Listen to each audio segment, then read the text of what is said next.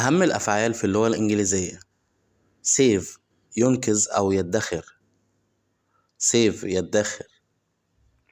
saw ينشر الخشب، say يقول. score يسجل، see يرى. seem يبدو، sell يبيع.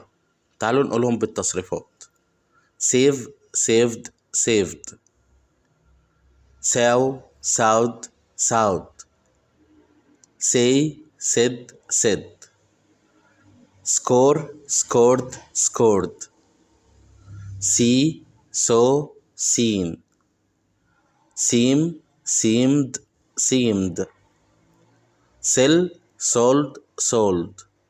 ما تنسوش تدعموا الفيديو بلايك علشان يوصل لكل الناس، واللي ما اشتركش في القناة يتفضل يشترك. شكرا جزيلا.